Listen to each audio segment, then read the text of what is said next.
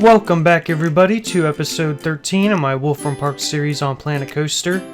Now I want to start off by saying this may be the last episode of this series since Alpha 3 is coming out, and I honestly don't know if the Alpha 2 saves will be able to be ported over to Alpha 3. I am hoping they are so I don't lose all of my work in my park before I can get it finished, but if it is going to be that way, then I guess I'll be starting a new park, and so this one's going to be a little longer of an episode because I got quite a bit done in the Venetian area, and I just wanted to show it all off before I may lose all of my progress. The first thing I'm going to be working on in this episode is St. Mark's Campanile. I'm sure I'm pronouncing that incorrectly, but I don't speak Italian, so yeah. It's basically the large tower that's in the San Marco Square Plaza. Compared to most of the buildings I've been doing in the Venetian area, this tower was pretty easy. I basically could just use the brick walls to create the majority of the tower, and then I just had to do some detail work near the top to get it how I wanted. I ended up spending not too much time, but still a decent amount of time trying to get the roof correct, because I really wanted to have the pointy spire like the real one has.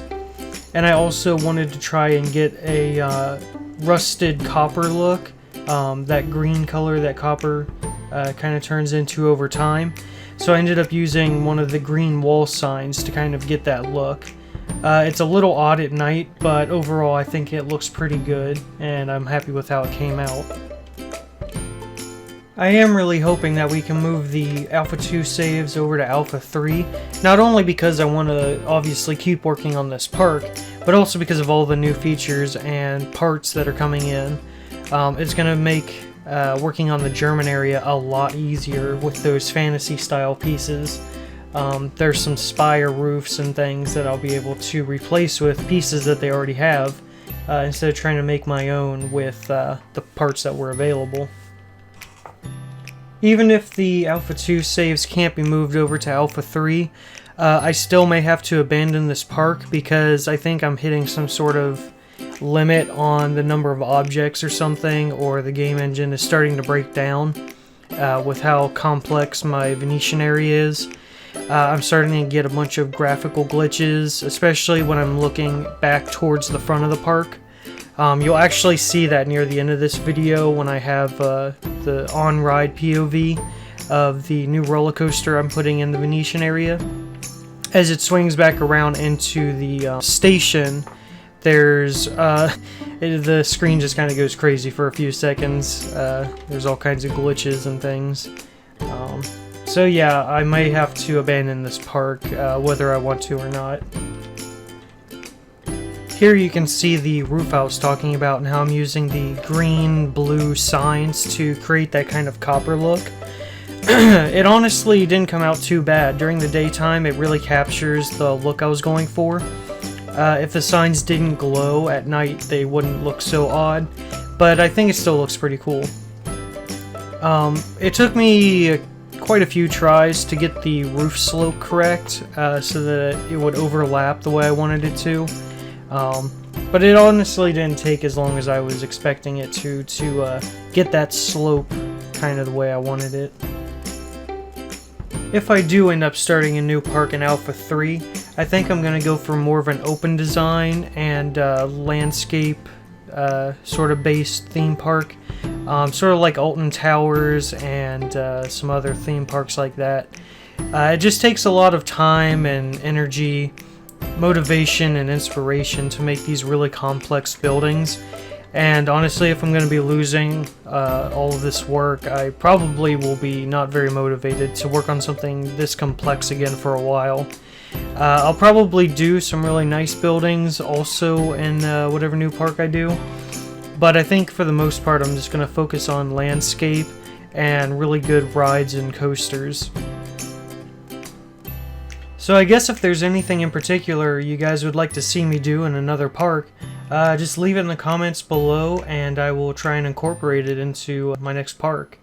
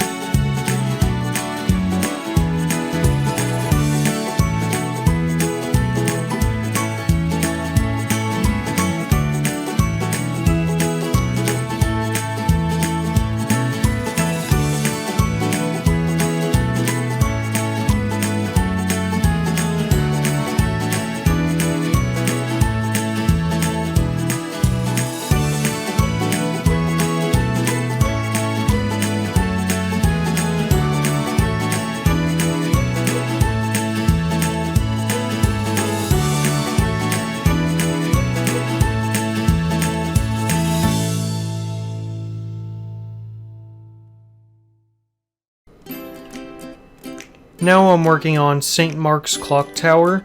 This is another pretty complex building that I did, and I probably used too many parts because I used a whole bunch of stuff to fill in some small gaps that probably wouldn't have been visible from the ground level. But I knew those gaps were there, and I just wanted to fill them in and make everything just like perfect.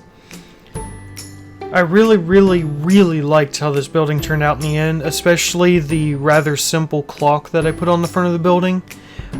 It just actually looks really nice and is somewhat close to how it really looks, although it's not an actual clock that's on the tower in real life. It's a zodiac calendar type of deal. I think it might even show like the phases of the moon or something. I can't remember. So it's a lot more complex than what you see here, but since it's just a theme park, I don't need all that, and it can just be a regular clock. But yeah, it turned out pretty well, and overall the building looks really nice. I'll also be using this building as the entrance and exit area for the roller coaster that's behind it. There's also going to be another building just to the right of this building, which will hold the gift shop for the exit of the ride. It also will have a area where you can pick up on-ride photos. Obviously that's not in the game, but it's just a little extra realism element that I wanted to add. In a few minutes you'll see these signs I end up putting out in front of this building for the roller coaster name. I ended up naming the roller coaster Skydive just because it's a dive coaster, and I really couldn't think of anything else. The signs are maybe a little big and bulky and kind of cover up the building a little bit more than I was hoping, but I wasn't really sure how I wanted to put the roller coaster like signage around this building, so I ended up making these extra signs that I placed out in front of it. I don't know, they look okay, but I think there's something better I could have done, but I really don't think I'm going to change it now.